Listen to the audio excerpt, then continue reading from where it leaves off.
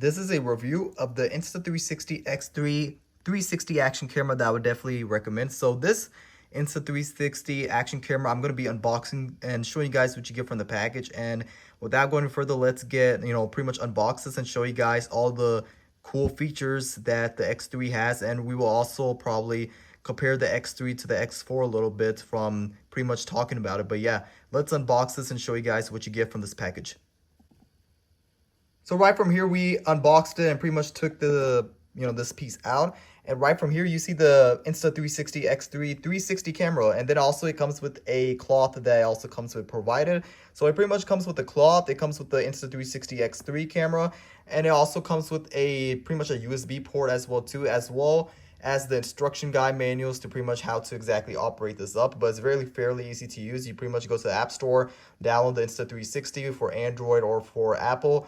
I have an Apple, the iPhone 15 Pro Max, so you just go to the App Store and you download that. And right from there, we're going to turn this on to see how good the quality is. Now, it does have a 5.7K resolution. And if you compare it to the Insta360 X4, that has an 8K resolution. But if we compare them, pretty much I don't have it on me, but I do feel like that the Insta360 X3 is probably a good camera for a first-time user that has that's wanting to learn more about a 360 action camera. Then this is probably one of the best first 360 action cameras that I would definitely recommend. But yeah, we're going to be turning this on to show you guys the quality and the resolution of this. So without going further, let's get right into it and pretty much turn it on and show you guys the good quality features about it. Okay, so my camera was going low a little bit, so I had to pretty much go charge it up. So it was at like 9%, so I charged it up to like 100% now, so it's pretty much ready to go.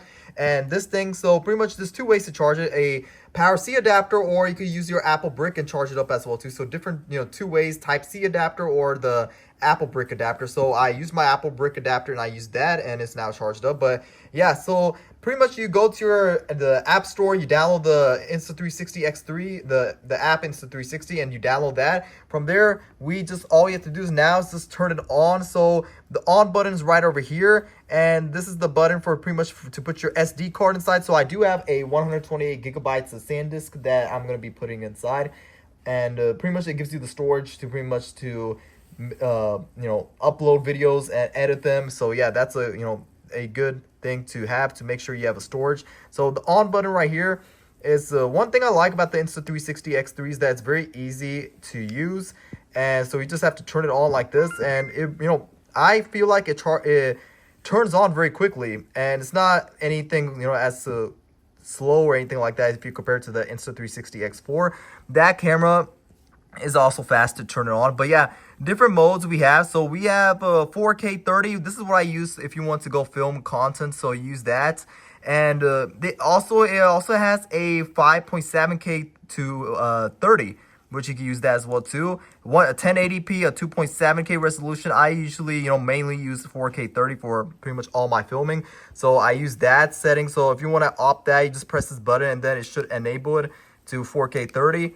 And you just have to press that button like right there to turn it on, and then to pretty much record it. It's very easy, like you mentioned. I'm gonna go show you guys the 360 effects. Okay, so this is the quality of 5.7K by 30, and this is a 360 mode. So we have different modes from here. So we have 5K of 30. So if you're planning on doing some action 360 camera stuff, then 5.7K 30 is the best one. So, and if you're wanting to film content or something like that, 4K 30 is also the best. I think I'm going to mostly use the 4K 30, but overall, I would definitely recommend the Insta360 X3 camera because it does all sorts of stuff, and it really is a high quality camera. And if we compare it to the Insta360 X4, that does have an 8K feature. So if you're wanting the difference between them, then the Insta360 X3 doesn't offer 8K, but you also have to remember and know that there's not certain things that supports 8K as of yet. So there's some things it does support it, but some things it doesn't. And also, if you do manage to upload 8K content, then it's also going to take up a lot of storage, and it takes a long time to upload. So there's pros and cons with the Insta360 X3 and 4, but